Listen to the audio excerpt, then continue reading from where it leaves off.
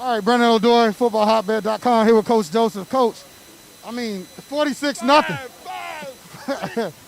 Coach, I don't know how you do it. 46 nothing. Was there a little bit of feeling of disrespect? I mean, I think they picked you to lose this game by a point, if I'm not mistaken. I mean, our kids played throughout the season with a chip on their shoulder. You know what I'm saying? At the end of the day, we prepare them to face adversity. And when adverse situations come about, they rise to the occasion. I tell them all the time, there's two types of people in this world, some who ride and some who hide. And when they come in this game with a chip on their shoulder, guess what? For 4 quarters, they rode. And they played their hearts out. Coach, can you explain the culture at Miami Central? I mean, you came over several years ago. You've been a very prominent force in this program with returning to state championship pedigree. But can you give us some of the DNA of what makes the Rockets special? I mean, the DNA is the standard. The standard will never be lowered. At the end of the day, the standard is high, and we want our kids to rise to that standard. And when they rise to that standard, we want them to uphold that standard at the end of the day. So, you know, one thing about it, two things for sure. One thing in our blood is hard work. We hang our hats on that. Nobody's going to outwork us, and nobody's going to have more effort than us, and nobody's going to give them the best version of themselves than we are. And that's the Rocket standard. This is a brand over here. We wear this like Gucci. We wear this like Nike. We represent this. That whole neighborhood, that is us. Congratulations, Coach. You're a state champ for the 2nd time in a row. Appreciate it. You are watching a master at work. We really run the streets and we run the city down here.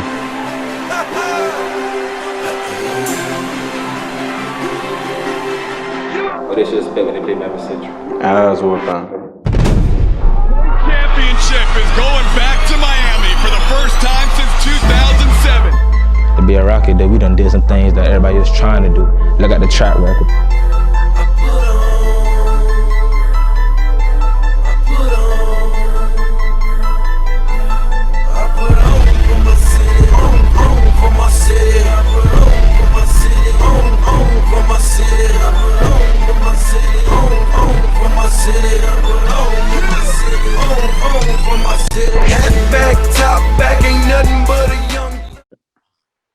All right, boom, we in the gym, fucking the EJ's gym, a guide to elevate your mindset. Hey, I'm having fun with this, man. I had to go back and reach back to a coach/player, Miami Central Rocket. I'll let him introduce himself. What's up, y'all? This your boy, Coach Jube, defensive coordinator, defensive back coach at 7-time Florida 6A state champion, Miami Central Rockets. The brand is the brand. Yeah. And I'm I guess more than appreciative to be on with my boy EJ, former Rocket, former teammate, doing big things, man. Appreciate you for having me. Hey, appreciate it, man. Like I said, I want to capture some good moments, man, from your perspective as a player and as a coach, because the whole thing is the culture. What I realized going back, talking to some of the guys, is that we share similar mindsets, and you have a perspective because you were on the team with us as well. So what was your perspective taking it back to your Miami Central days? I guess again, a lot of times people get this misconstrued where it's like Miami Central just been playing football since 2010. The first time they won the state championship, right? And that's not the reality, especially for people from this community, from this area. Right. And this thing been a pillar in this community for years. Everybody been, it's been an honor to rock that green and white. You know what I'm saying? Mm-hmm. And coming up, like my freshman year, I didn't play for Central because I was too small. I was still on the park. But 10th grade, to be real with you, I always tell them, I said, man, that probably was the best team Central ever had. Your senior year, 03. My senior year, yeah. I was able to, being a young kid on that team, I was able to see the standard. I never knew the standard, but like being there, seeing the standard in the weight room that you guys set, because you was a part of it. And to be honest with you, it was kind of like a thing of Central didn't care how big you were, how small you were, or they just cared about your effort and your your tenacity and your competitiveness. Because honestly, you weren't that big of a lineman. Right. You was the leader though. Like it was crazy to me. Like I played DB. Our worlds never really crossed. Right. You could be like, okay, you were the guy that they looked to. That's what's up. And that was what it was. I mean, and we've just had this standard of winning, like as far as at Central, because I know we had this whole thing where we had Brian Patta, Ollie Highsmith, Rodney Brutus, Courtney Denson, Marcus Daniels, who went to Rutgers, Willie Foster, who went to Rutgers, Jannard. Who else? You just named Anthony Toribio, who probably wasn't the most talented one, but actually went on to play in the NFL. That tells you, how much talent we actually had on that team.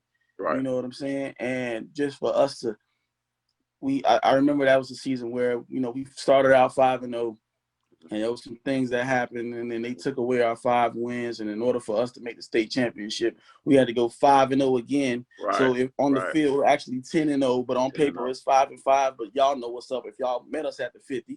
So we played. Right. And it was to be honest, it was a magical season.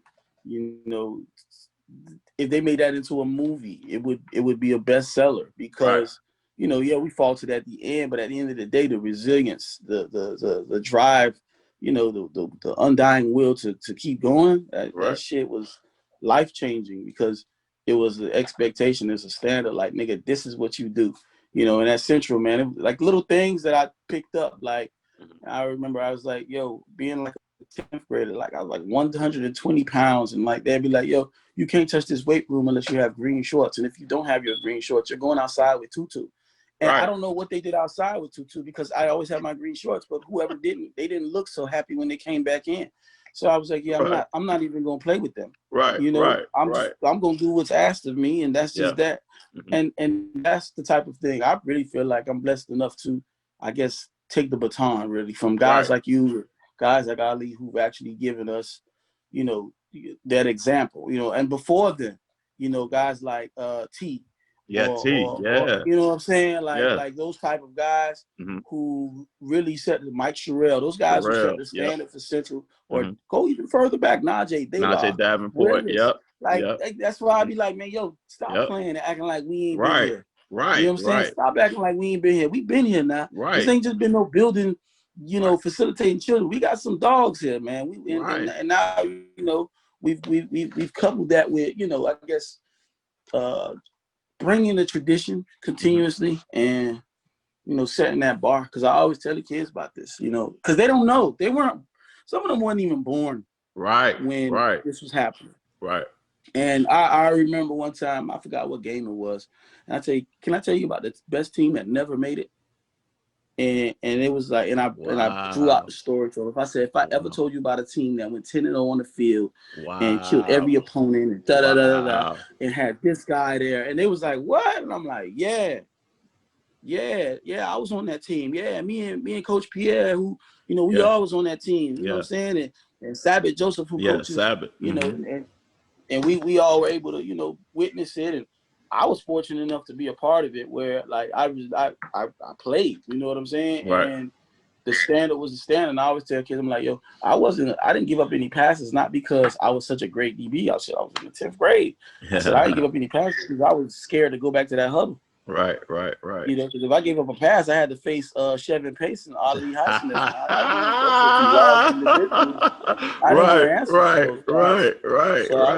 I was covering like my life depended on it because they low-key kind of did a little bit. Those guys were good, though. They was good, man. Yeah, those guys, they were lights out, man. Yeah. We had a young Heidelberg at quarterback, at offensive coordinator. Yeah. And man. And I try to that's my thing is I try to make sure we install the history in the kids. And because that's one thing a lot of these schools around here have is they have pride. Right. So in order to know where you're going, you've got to respect where you've been. So, it's kind of like kissing a ring. It's kind of, I always, anytime I have a chance, I'll get like former Rockets to come talk. That's what's what I'm saying? That's what's up. And not just the Rockets from 2010 and beyond. It's like I get like older Rockets, like and anybody who reaches out to me like, yo, I want to holler at the kids, man. Come on, it's an open door. Got you. I definitely got to come through when I'm back at the crib. I know everything all funny right now, man, but I definitely have to come by through, man. We'd appreciate it. Man. And it's funny that you said that about the culture because, when I was a freshman, just like you, I saw Willis and guys like Big Country, and those guys were the guys I looked up to. So it's funny how the culture continues to move on. You, as a young kid, you look up to the older guys and you see what they're doing, because Willis was like the first one on that when we started doing the 1,000-pound club and putting the name on the wall. I don't know if they still have that in the weight room when they was doing, I think, just 3 lifts though, with 3 lifts. Yeah. It was on the back corner of the weight room on the other side, and that was like a standard. Like, yo, one day I want to have my name on the wall. That's what's up, man. But go ahead. Yeah, but like I said, moving forward, like after that season, I just kind of understood, what was demanded of the Central. After that, I didn't play college ball. I went on to get my degree from Florida State University, but I started coaching in the area. That's why I kind of can relate to you when I see you out of town, living out of town and things of that nature. I left Miami. You know what I'm saying? I wanted to get away, and not saying that Miami was bad. It was just I just want to see something different. Right. Your whole life you've been in the inner city. You shit. I want to see other people. I want to see learn different things. And I went off. I coached at Tallahassee Godby, which was in Tallahassee. And shoot, you know how it goes over there. 2012, they won a state title. And I brought that Miami flavor there. They ain't never seen no coach like me with that bounce, and this is expectation. Right. After that, I kind of moved back home, and I got with Coach Bethune. Remember the D-line coach? Yeah. He gave Big House the nickname Big House with the high pitched voice. Yeah. Big House, man. That's my dude, man. And I ran into Big House. I want to let you know that too. He's not so big anymore, is it?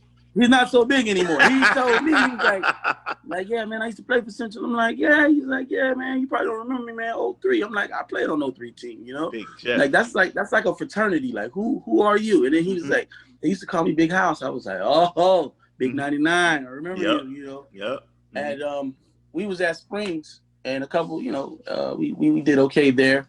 First playoff team, and I guess the first playoff team in Springs history in 25 years broke the playoff drought.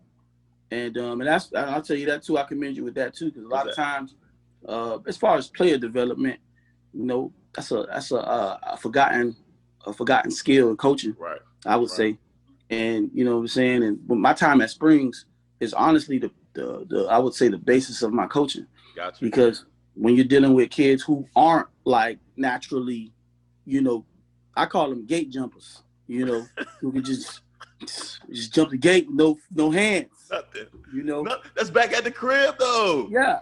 And that's the thing. Like guys like me, Jamal Sheffield, Tavares Smalls, we all played at Central, but we was at Springs trying to instill winning. The guys went 0-10 the year before. And the year after that was like 1-9. They can't even see what you're talking about, boss. Right, they can't see it. Right. But as we kept working with them, because I'm an old school cat, man. I'm more of a man. Wake up Saturday morning, let's work. Let's get these feet. Let's walk it. Let's walk the ladder first before you try to be like these guys on Instagram. Right. Let's do the fundamentals. Yes. Yes. And I think that a lot of people think winning championships is the joy of coaching. For me, the joy of coaching is you weren't backpedaling like that in January. Gotcha. You were falling over yourself. Right. Look at you in June.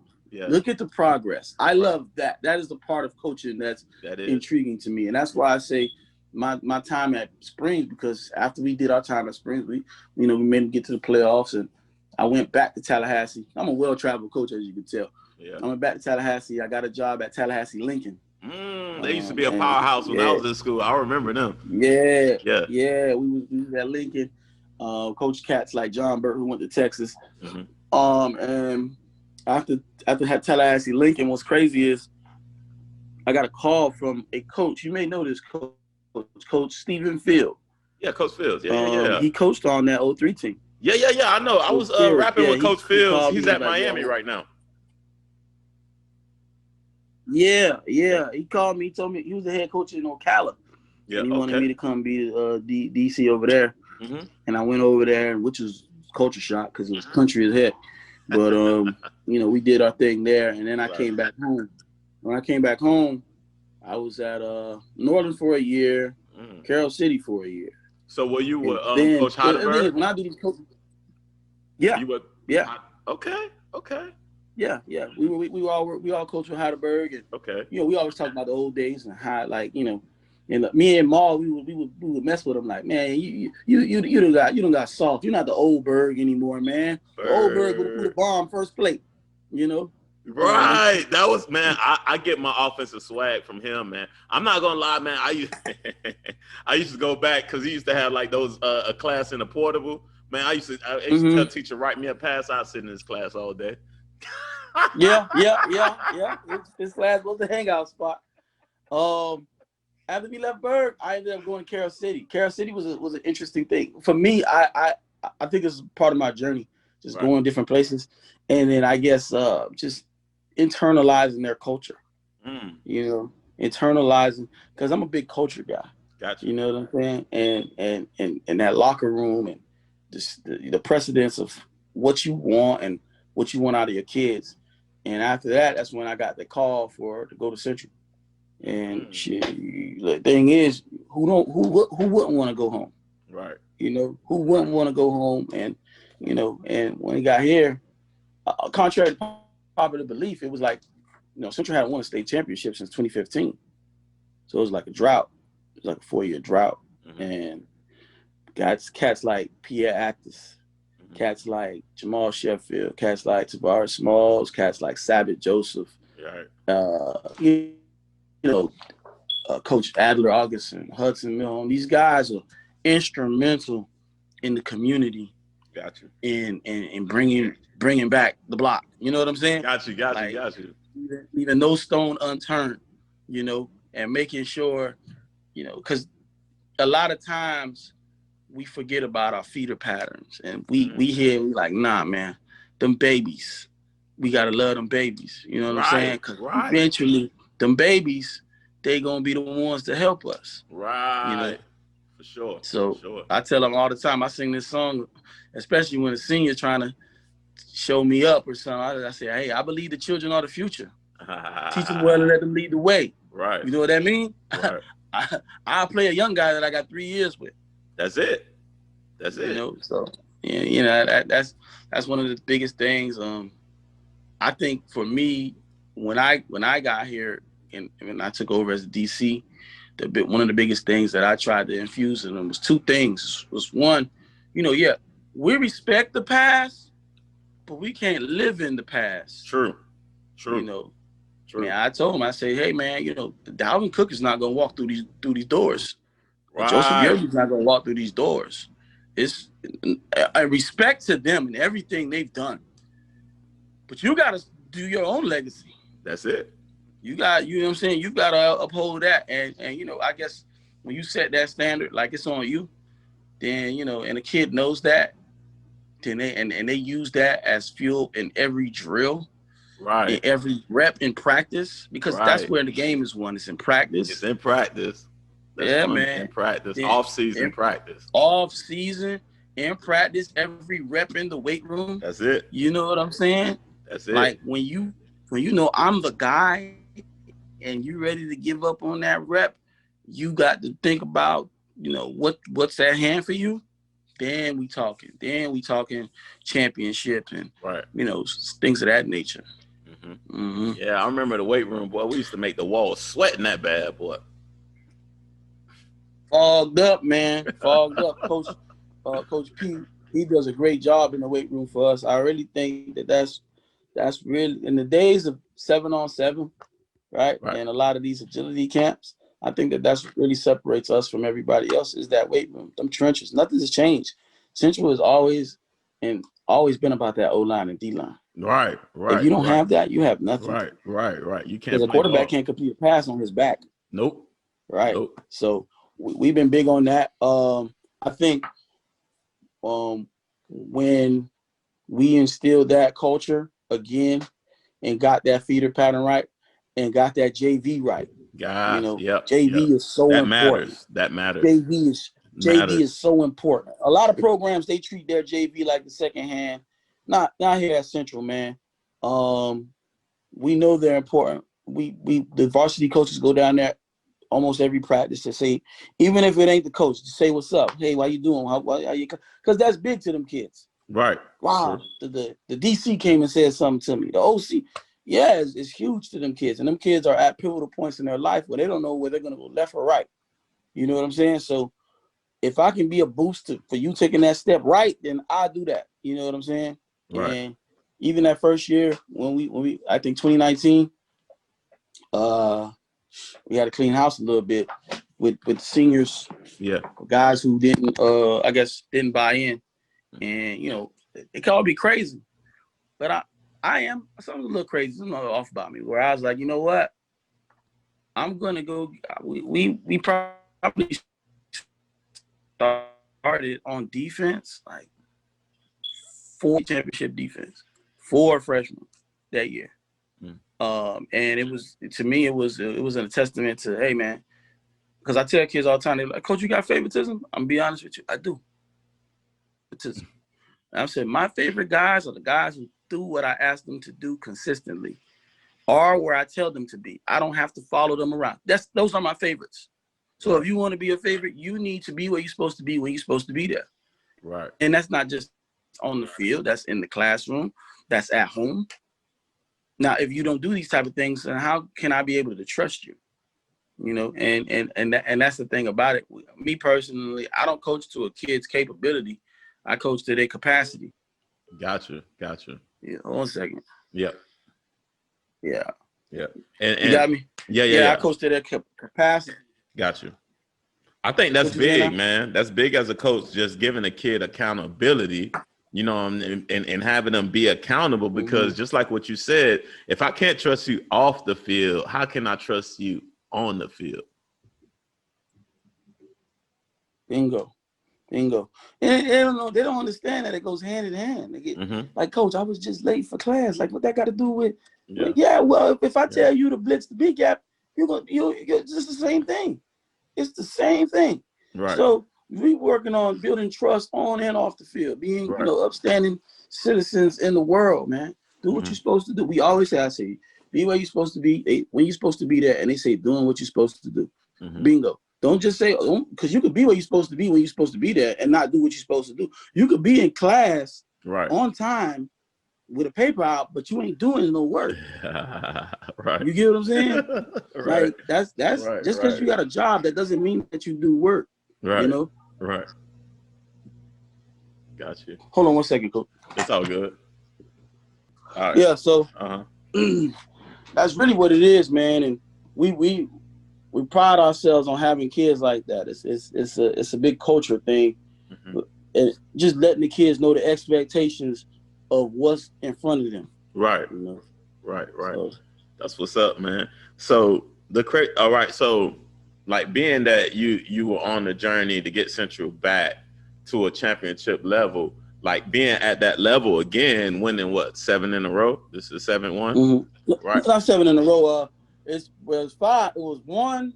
They missed 1, and they got 4 in a row. So they were at 5. Then they had like a 4-year. We had like a 4-year drought. Right. And then we just went back to back. 2019 and 2020. So the thing is, right? So you're on a team that completed and finished.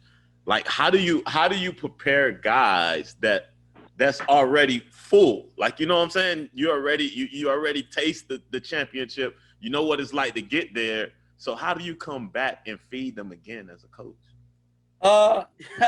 Was for me, again, I'm crazy.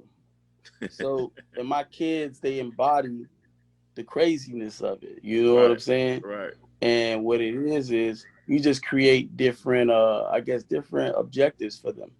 You know, like 2019, I was like, I mean, that was cool, but it wasn't dominant. We won, but we weren't dominant, you know. You sound like Coach Heidelberg. Like, that sound like Heidelberg, dude. I remember he used to say that stuff, man. We didn't dominate, you know, and then this year their goal was to like dominate, you know. And they did a good job at trying to, you know what I'm saying? Right. And I mean, next year it's just every year's a different team. But I always tell them, like, you know, when we got our rings last year, You know, I said, okay, you guys got your rings. They was like, yeah, excuse my French, I'm about to tell you something. I was like, yeah, you got your rings, man. They look, and I put them shits up. I don't want to see them shits ever again. Right. We're going to get another one. Right. Yeah. Like, you know what I'm saying? Like, we don't live in the past. That's it. It's a reason why the rear view is smaller than the windshield. I love it. You know, because if you keep looking in the rear view, I love it. And you worry about the past, eventually you'll crash. So, we're not doing that. I love it. Know, so, hey, man, that's a great mindset. That's a great approach to the game. That's a great approach to life, period. Yeah. You know what I'm saying? Yeah, move forward. You always got to move forward. It's not, I tell them, the moment that clock struck 0 in the state championship game, I was like, okay, I want another one. That's it. You want another one. And I these kids, they're so young, they don't get like the people that we looked up to, right? Mm-hmm. So I'm like, yo, like when I was a kid and I watched Jordan win championships, right?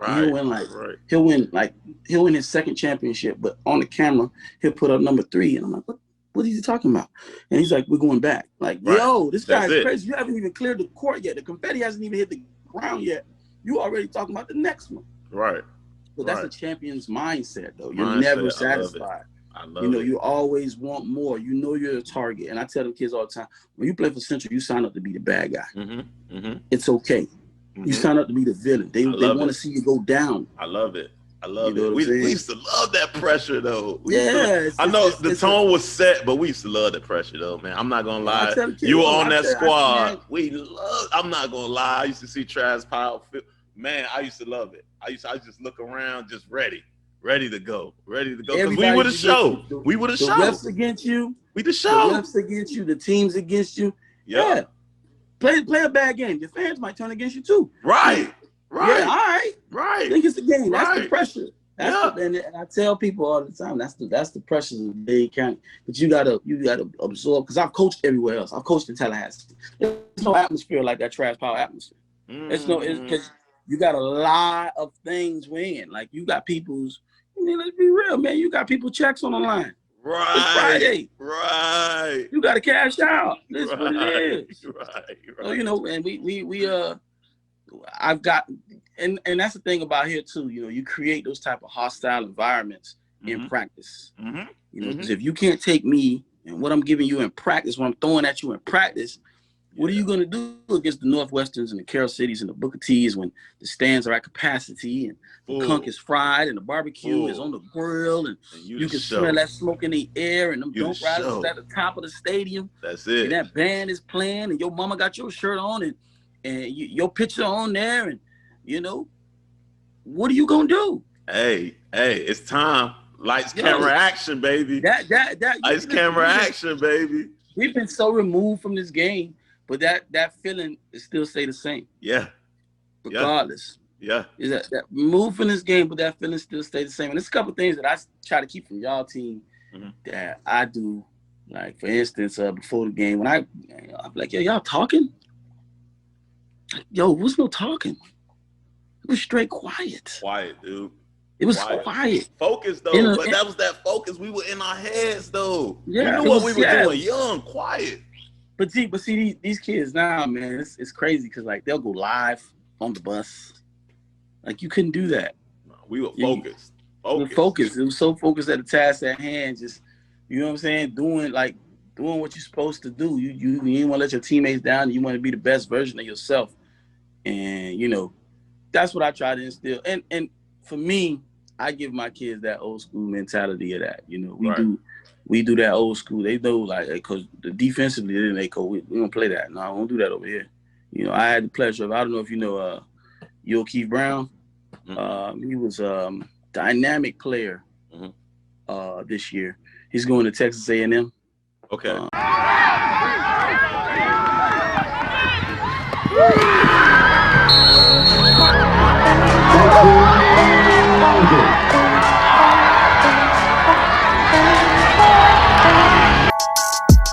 Trying to get his money. The ball will receive.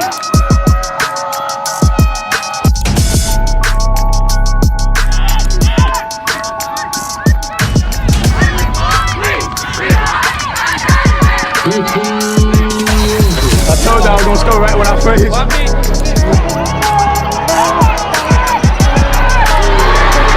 It's good.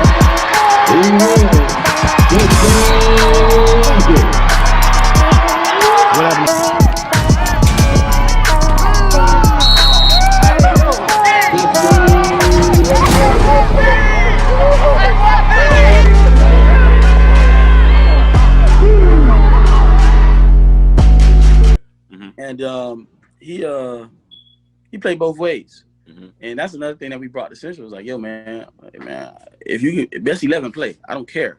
It's not no, you're a corner. No, yo, hey, you're gonna win. That's what it is. If you can play, you gonna play both ways. I don't care. Right. And I told him, I was like, hey, man, I don't know what y'all do on offense, but when you come here, it's some rules, you know. And you know, he got with it because we got this thing on defense. Playoff time, we go old school. No gloves, no sleeves, no wristbands. Got you. Just D lineman, if you want to tape your hands, do so. But nope, we don't do none of that. No gloves, no nothing. Yep. We just straight stank out there. Old school. That's it. 1980, 1990 football. You know, because you want to feel the ball, you want to feel your tackle. But what's crazy was I instituted it last year. And then this year when I said, hey, man, it's playoff time. You already know what it is. And the kids was excited, like, woo! I've never seen kids ready to give up their gloves and their sleeves so fast, you know? Right. But that means that it means something to them. You know, that means that it means something to them. But they're like, shoot, man, yeah, cool, let's get it. Right. You know? So right. That's what it is, dog. Man, I love it, man. I'm not gonna lie, man. Before getting on the chat with you, man, I was watching the game. I think you guys were playing Naples. Was it this year? It was a close one when you guys were down at half. And I was like, man, oh, man. Mm-hmm. And I saw the one with the West, too. We're going to talk about the West, but go ahead and talk about that Naples game. And how'd you get, like, what type of mindset were you in as a coach down, 14-3 at half? The Naples game, again, the season was hard because we didn't play a lot of football. Right. You know, our first game jumping out, we played the 3-time defending state champion Northwestern. Brand new quarterback. Was the first game. First game of the season. No Brand wonder. new quarterback. Okay. Who's in the 10th grade. Okay. Right? Okay. Number 12? Yeah. Really? He was a sophomore? He's a sophomore. Brand new quarterback. We got T2. He's learning the system at linebacker, number one linebacker in the country. Mm-hmm. And you know how it is. It's a gelling thing. Right. And you know, after that we had half a game against Edison because of lightning, but we were up 14-0. And the next 3 games got canceled due to COVID.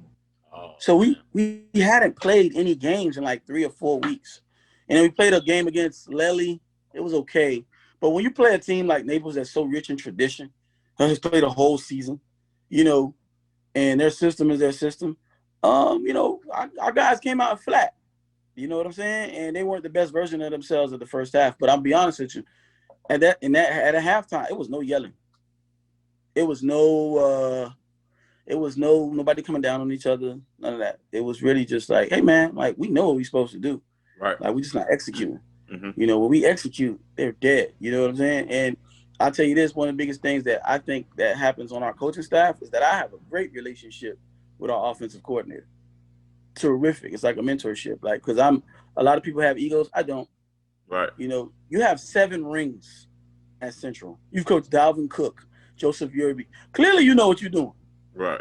So and you're an offensive coordinator. So you can help me as a defensive coordinator. Right. For and, sure. You know, for sure. And we talk, and he's like, hey man, you know, Julius, hey man, we good, man. Look, y'all stop them one more time. They dead.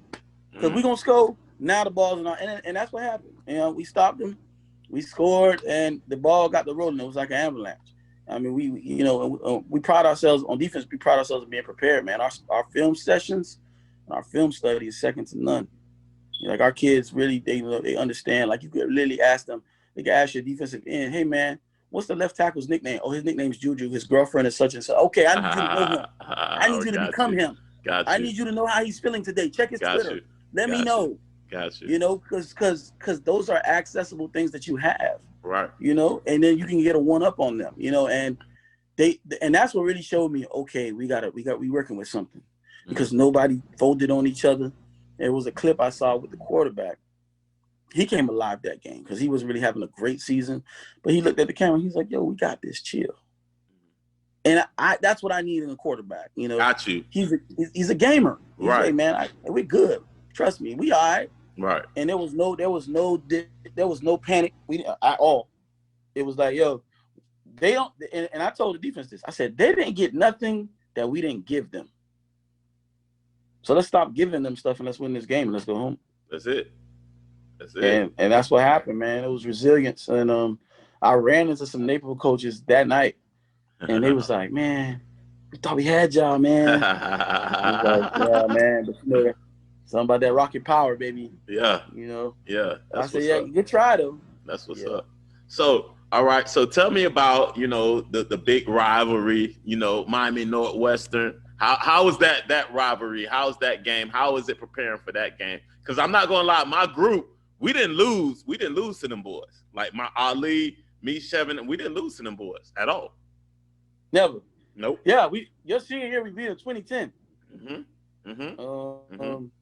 Well, my first year we lost to them 30-20, and then this year we lost 21-14. Yeah. I mean, you know how it is. It's bad blood. It's never gonna be.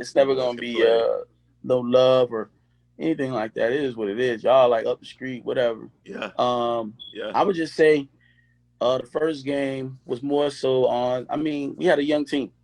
You know, these guys were like back-to-back state champions at that point. Right. We were young, you know, and the moment kind of got a little too big for some of those young guys. I remember we had like freshmen on the field. Got you. So it's something about them lights that night. You know what I'm saying? I think the year after, like last year, you know, you just keep the kids' composure down. Like it's just another game. You know, I know the community says it's a big game, but just for us, I feel like, you know, hey, it's football at the end of the day. Right. You know, it's lines on the field, whistles being blown, referees, it's football. So they treat them no different. You know, I tell my kids, and again, excuse my friend, because see, I one thing about me, I ooze this coaching. You know, I tell them all the time, I don't give a damn if they got Tom Brady. Right. We're playing our shit. That's it. Yeah, I don't care. That's it. They ain't gonna, you know, they're not gonna make me change nothing. Like, we're just gonna be the best version of ourselves. I mean, and it got away from us at the end of the game last year. Again, it was, you know, early on, you know, but I tell you this though, people know not to play with us late in the season.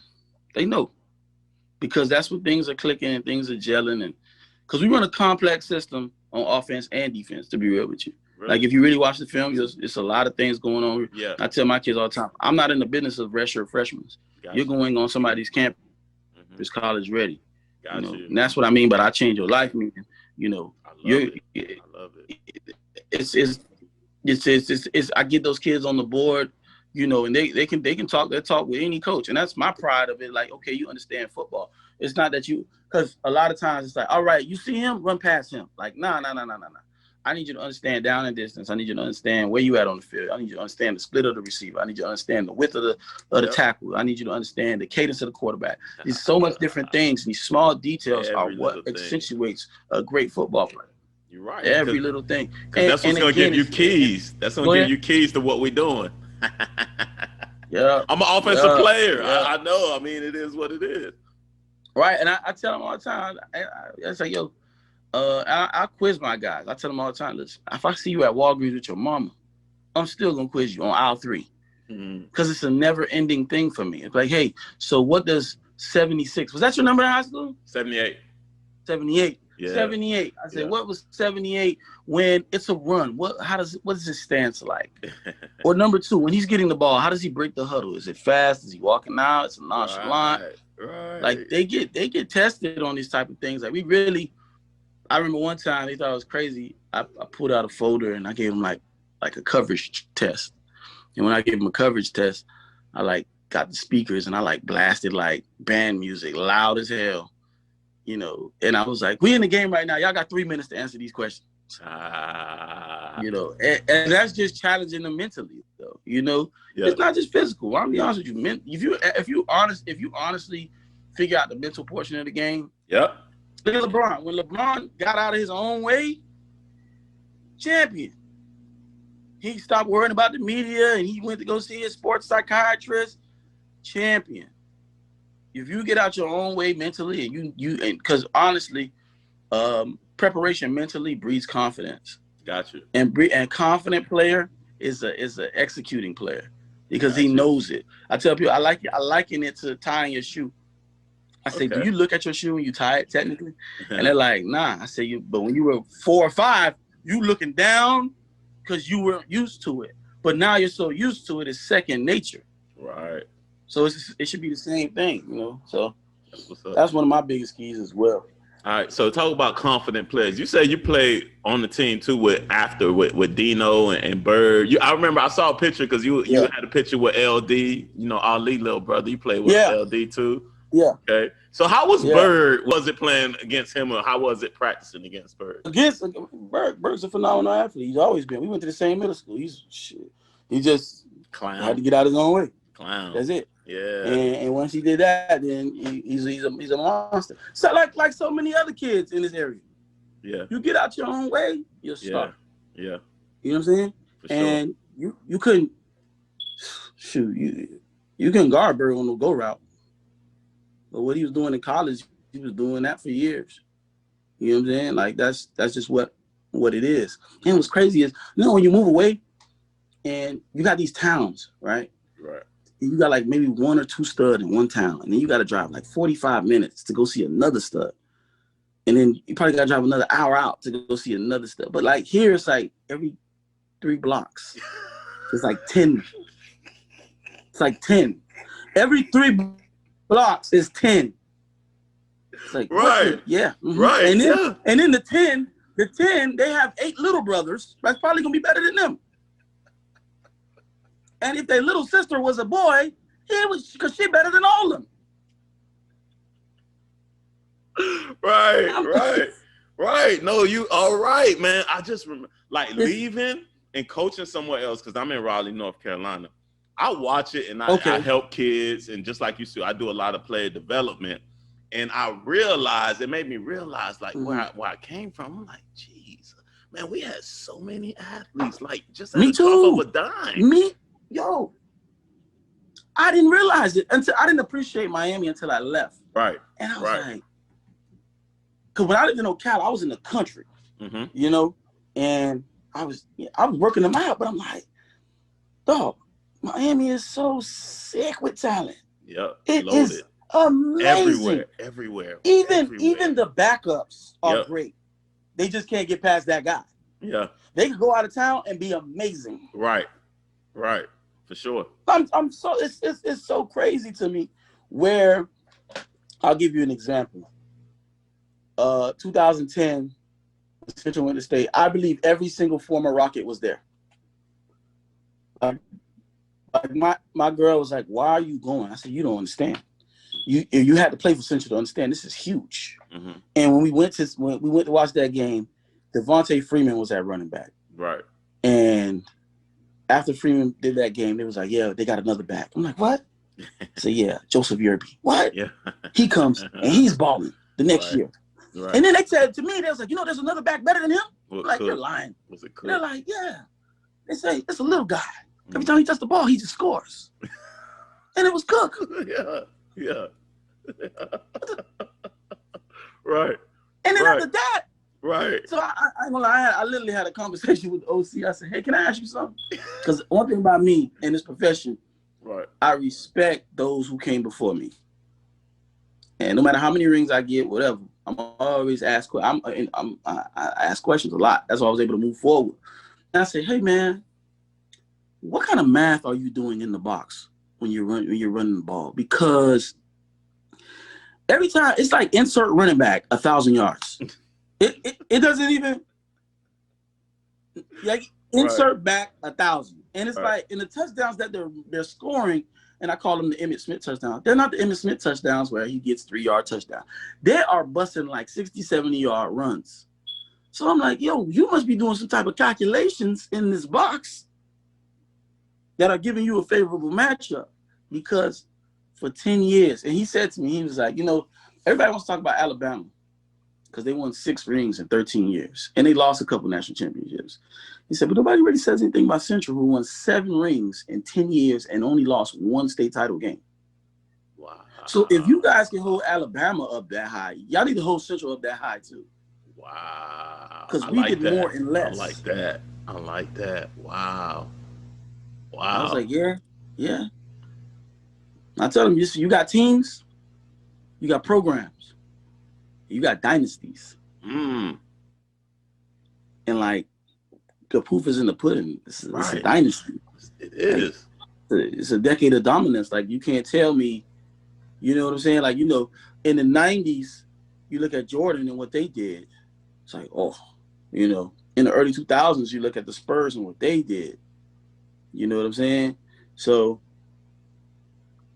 you know, gotta kiss the ring. Right. It is what it is. And then the crazy thing is at the level of competition, because just like you and me, we both left and we noticed the competition level is not the same. So in a place, in a pool where the competition is literally at the highest. SEC. Kill or be killed. It is what it is. When I was at Ocala, I had the pleasure of coaching a kid named Freddie Swain. He plays receiver for the Seahawks. Yeah. And he always, when he was in high school, I was like, yo, I could play in Miami, huh? I was like, I don't know. I got to see something. I don't know, man. You be tripping, you know? Right. And man, I could play in Miami. I was like, we'll see. But that would be, honestly, my kids out of town, that'd be their standard.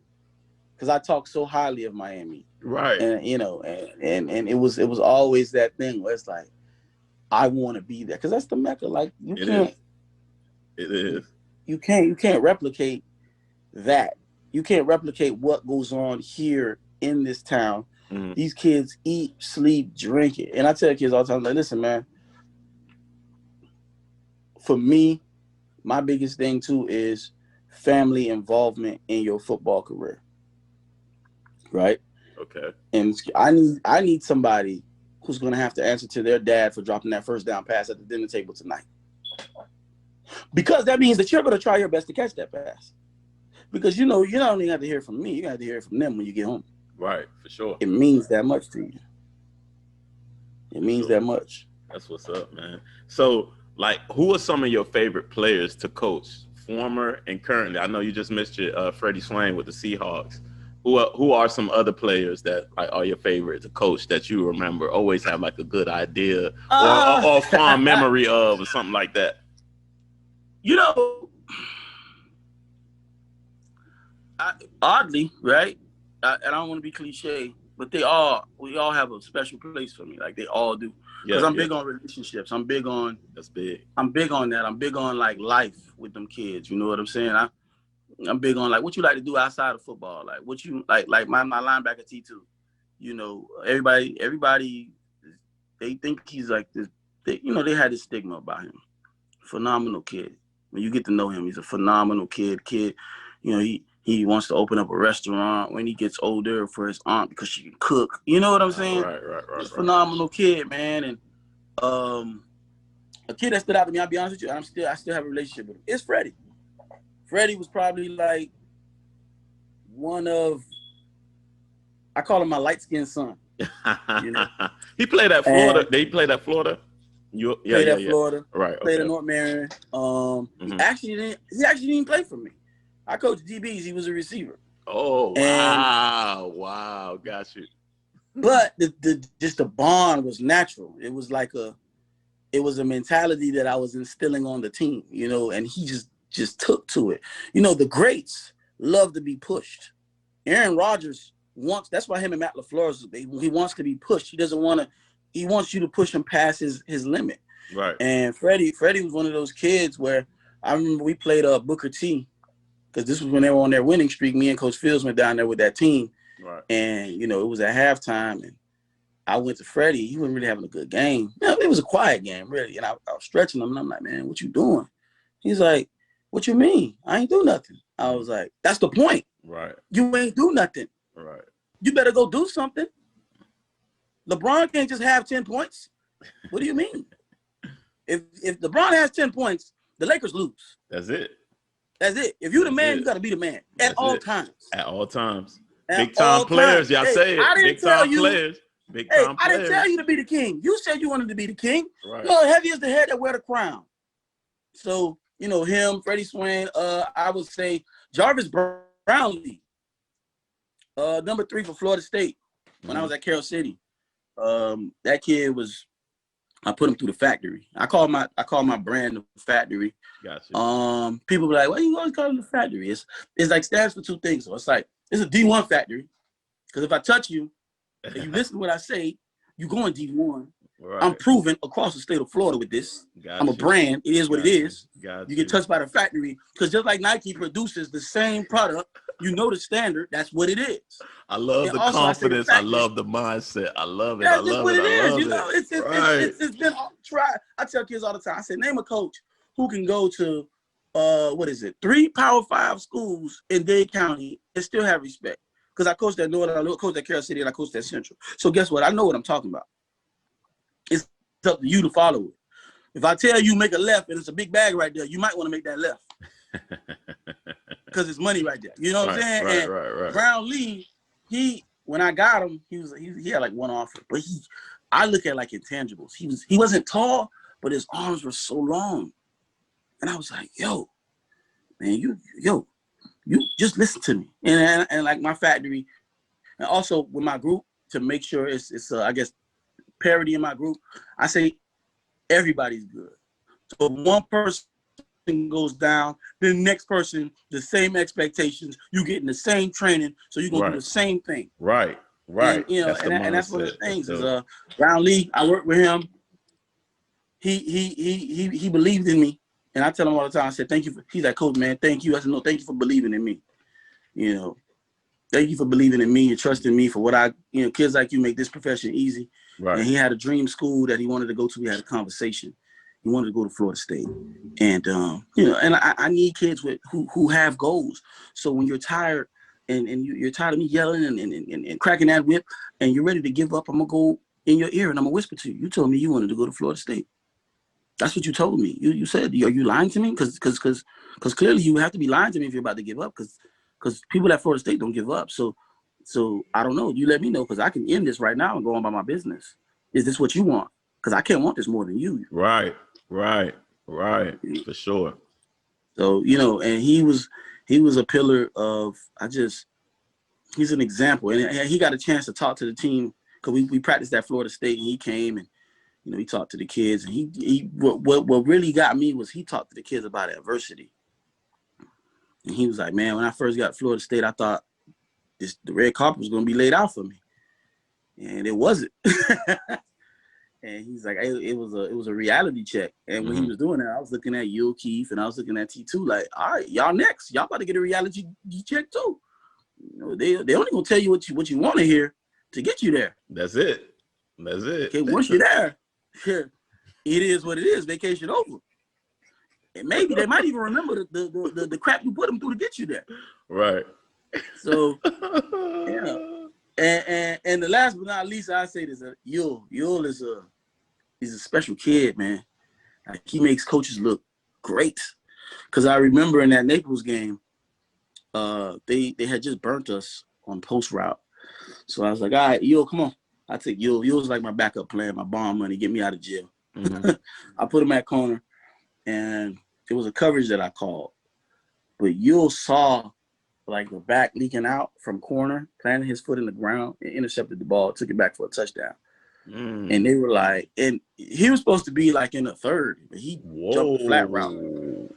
Whoa. He jumped it, and they was like, you called that? I said, hell no. But whatever. He made a play. Hey, no, those guys that when you got like Steph Curry, LeBron, those type of guys, Kobe, hey man, you let those guys go. Right. And he made the play. That was a game-sealing interception. It was like, all right, and to be real with you, guys like that are usually assholes. Mm-hmm. Total opposite. Right. Great kid. Just a class act kid. Wants to have fun. And I remember we got him from Gulliver. And just to tell you on what you said about how do you keep them motivated, I went to him. It's like, what the fuck do you say to a guy like him? Sorry, I don't mean to cuss, but no, you good. What do you say? Okay. What do you say to a guy like him who's got everything? And I walked up to him. I said, hey, man. He was like, yeah. I said, all right now. You with the big dogs now. All right. That Gulliver crap, all that stuff you did, that don't count. You played during the daytime over there. This is the stage right here. You was in the Telemundo League over there, boy. This is SEC. We don't play our games at lunchtime. And prime time, baby. Yeah, hey, you got to let them know. Right. Because they come in there like, nah, man, this is me. It's like, nah. You know. So That's what's up, man. Yeah, man. I love it. I love the mindset. I love what you instill in the kids, man. But one more question before I do the little wrap up, fill in the blank question. Like, okay, what type of advice would you give a kid? You know, just like you said, you have those kids that tell you, you know, they want to go D1, they want to play professional ball. As a coach, you just gave us some great tools on how you guide them. But what type of advice would you give a kid if a kid was reaching out to you like, hey, coach, I want to go to Florida State. Eventually, I want to play professional ball. I know you coach some guys. What can I do? Okay. One thing that everybody says about me, I'm very transparent. First thing I'm gonna ask you is, what's your size? Okay, what size are you? It's the truth. You know, it's the truth. Listen, I have. Let me tell you something. Little tangent, real quick. And I tell you, I play anybody, right? Right. I had a 5'2" middle linebacker. Matter of fact, you probably Reggie. I don't know if you remember Reggie. Mm-hmm. He played D tackle for us. Yeah, D-line. Yeah. His nephew. Okay. 5'2", but he was packing a punch. You know what I'm saying? So guess what? He played. And before the state game, I pulled him to the side. I said, "Hey man, leave it all on the field tonight." I said, "Because this is the last time playing high school football." I said, "I'll be real with you. You might be a hell of a firefighter. You know, you might be a great, a teacher or whatever a police officer, whatever your mind. But I'm gonna be honest with you. But right now, leave it all on the field because this may be the last time you play high school play football. Period. Just because you're not going to Bama 5'2". No, You're right. You're just being real. You got some great memories to tell your kids. You've got some great memories. You've been a part of a brotherhood fraternity, but the reality of the situation is that. So before they ask me, Coach, I'm going to go to Florida State, I'm saying, how big are you? Because I think a lot of parents need to pay attention to that too. It's the truth. It's the truth. Parents need to pay attention to that. Parents need to understand, everybody can't go everywhere. Right. So once you tell me your size and I feel like, okay, it's a suitable size, then my advice to you is this, man. You got to treat it like a business. Everything that you do from this day forward, if you really want to get there, you got to treat it like a business. Your body is your product, meaning you got to watch what you put in your body. You got to treat your body correctly, and you got to do what you got to do as far as training and things of that nature. And to have this tenacity and competitiveness to know that you're not just going against yourself or your peers, you're going against people your age in California, in Texas. Yep. Everywhere. and guess what? You got to beat them out, and that's point blank, period. And that's no ifs, ands, or buts about it. That is what it is. And it's the competitiveness. If you don't have a competitive edge to you in your training, you're just doing. You might well go to 24-hour fitness and just lift weights, But you got to have it's a difference between football lifting and just 24-hour LA fitness lifting. It is a difference because. One is to lift to get fit. One is to lift to get right and get prepared to be dominant on that field. Right. So if you're not lifting and training to the point of exhaustion where, oh my God, then you're not doing it right. So I tell them that too. Like, it sounds cliche, but it's really the truth. The basis is hard work. Knowing, and knowing your competition, knowing like, if I'm a receiver, I'm going to work like, damn, why am I not the number one receiver in the country? And I'm going to look and I'm going to study the number one receiver in the country. And I'm going to compare myself to the number one receiver in the country. Right. Like, there's competition in everything, in any and everything that you do. Like, I set goals for myself as a defensive coordinator. Like, it's like, okay, well, I want X amount of shutouts. I want X amount of yards, X amount of points per game. I'm challenging myself. If there's no challenge, then to be honest with you, you can't maximize your performance because you're just out here just doing it. It's like being at the YMCA and you guys are playing the game and they're not taking score. Like, no. We need to take score. We need to know who wins. We need to know who loses. And if you lose and you don't like that feeling, guess what? Don't be a loser. That's it. That's it. Don't be a loser. You got to fight. Don't be a loser. And that's a big thing because a lot of kids, I know they say they want to go D1, but it's a certain standard. Just like you said, the lineman that's at Alabama is not the same size as the lineman that's at Alabama A&M. It's not the same, not the same type of guy. I mean, let's just be real about it. You know what I mean? And that's the thing. They have the aspirations of it. And it's like, well, because are you taking the steps to do so? And it's a hard truth for people to swallow. I know. You get what I'm saying? I know. Like the little guys, when they try to come and it's like, y'all don't play receiver. It's like, well, you got to be explosive. You got to be dynamite. You can't just catch a pass for 8 yards. You're already small. You got to go 60. That's it. You got to go the extra mile. Right. And if you don't do it, then you're gonna fall back to the wayside. Mm-hmm. And like I said, and that's my biggest thing too. I'm big on parental involvement with their recruitment, where I tell them, hey, these are the colleges that little Johnny may be looking at, and this is why. Not saying little Johnny doesn't have ability. Right. We're gonna look at little Johnny's size, his GPA, his test scores, and we'll go from there because. Granted, yeah, but he had so much talent. It's like, yeah, but he's not big enough, and that's just the reality of the situation. I'm sure if they threw out size, everybody would play basketball. But you got to be 6'5". You got to come on. Let's just be real. Right, you're right. You're right about that. I'm super transparent with that because I don't lie to people, kids. I'm a lot of people like, hey, this is what they need to do. This is because I'm a good evaluator of talent where I can look at a kid and be like, all right, this is what you need to work on. I don't care. I don't really care about what you do good. Mm-hmm. I'm really looking at what you do, what you aren't good at. Because if you show me what you aren't good at, then now we can fix it. Now once we fix that, then you're good at everything. So that's what's up. Yeah, I man. love it. I love it. And like I said, man, we captured some good moments here, man. I appreciate you coming on the line and talk about Central from all perspectives, man. You have a very unique perspective of Miami Central. And I love what you're pouring into the kids, keeping the culture rolling. Because, like, when I talk to my guys, man, you're right. We all had a certain mindset, man. And that was the foundation that was set before us with the Willis and with T and the Najees and the guys that came before us, man. They set the tone. Yeah, man. Yeah. So I like to do it. I appreciate y'all for laying that out for us, man, because all we're doing is exhibiting and perpetuating everything that you guys laid out for us.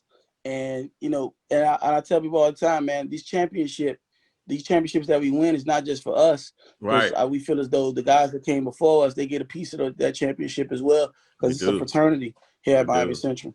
We love it, man. We love it, man. I love seeing the guys on. I love seeing the Rock Boys on TV, man. I tune in every time to watch those guys, man. And I just feel good just watching the kids have fun. I saw a clip, and I'll cut up some clip of the guys playing. I saw a clip. I don't know if you guys were playing Carroll City or somebody, and I don't know if it was like a timeout, but the guys were dancing, and that was your defense, man. I love it. I love it. I love it. I love it. I love it. Fun, man. We gotta have fun, man. I'm strict on them, but we also have a lot of fun because I feel like, to be real with you, that's the essence of the game is fun. We gotta have fun, man. Love it. I love it. I love it, man. So, Coach, keep doing what you're doing, man. And like I said, I do a little thing where fill in the blank, where I ask you, like, the first one would be confidence is, and you would fill in the blank. So to Coach Jube, confidence is what? Everything. Mm-hmm. Confidence is everything because at the end of the day, confidence means that you prepared yourself for whatever task is at hand. So you're confident that you're going to dominate it. So it means everything. I love it. I love it. I love it. Okay, as a coach, this is big. Attitude is what? Attitude. Attitude to me, attitude is a demeanor. Attitude is the cousin of confidence. Attitude is a cousin of confidence, and it also breeds the fact that, hey man, you're confident in who you are. So therefore, you move at a certain way. You move a certain way because you know what's going to happen. You can foresee that. Mm-hmm. That's what's up, man. I love it. I love it. I love it. Okay, mindset is what?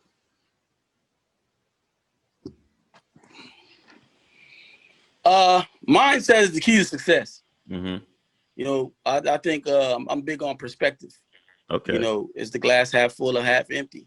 You know, are we down 10, or is this going to be the greatest comeback ever? You know what I'm saying? I love it. So your mindset to anything that you step towards, it actually is the beginning of how that's going to come out. You know what I'm saying? Like how you're going to come out of whatever situation, your mindset. Because if you come in thinking, man, I don't even want to come to practice, you're going to have a bad practice. Right. If you come in, we got this, man. We're going to take care of practice. And you got that positive mindset, then guess what? It's going to be a great day. And that's not just football. That's life, man. I love it. That's life, I man. love it. When you go to class and you're like, man, I don't want to be here. You look up at the clock and it says 10:10, and then you look up 30 minutes later and it says 10:11. That's because you don't want to be there. But but like I say, time flies when you're having fun. Right. So if you treat that in perspective like the glass is half full, then you good. I love it. I love it. Mindset is perspective, and it is your foundation, and that's that lens that you put on of how you look at life. Just like you said, if you don't want to be somewhere, you're not gonna behave in that way. So if you set your mind to something else, like I love what I'm doing, then that completely changes the outlook on everything. You know what I mean? So I love it. That's dope. That's dope. That's dope. All right. So the last one is Coach Jube is who? Moving forward, like Coach Jube is a servant of the community. Got you. I serve. I'm here to serve the community, man. Without them, there's no me. You know what I'm saying? I'm here to facilitate and help the kids get to their goals. You know, Got you. And that's the biggest thing for me. And to just unite the community, man. And you can unite the community in winning. You know, and just teaching kids the way of life.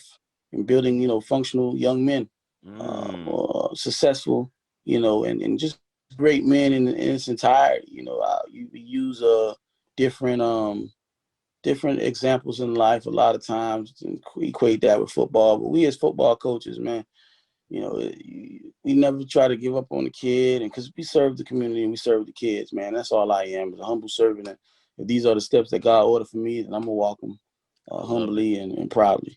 I love it, man, because you're out there impacting kids. And I know, you know, the impact that was left on me from playing football or my impact that I have on kids now, man. So, hey, keep it up. I know, keep putting the factory out there, you know, helping factory kids. Going, man. Keep the factory going. Hey, but I'm going to tell you, man, I've been keeping up with you, man. Keep doing what you're doing, man. It's needed. It's needed. And I see you giving hope to your community and your area, and you're working those kids out, and it's not just physical, it's mental as well. Yeah. And just being encouraging, you know, as a lot of times people in this profession, they sometimes they think it's just tearing them down. It's really building them up. Right. You know, you got to build them up. So you're doing a great job, man. I appreciate you for having me. Hey, man. Thank you, man. We're going to wrap it up on that. Like I said, we all go through that roller coaster of life.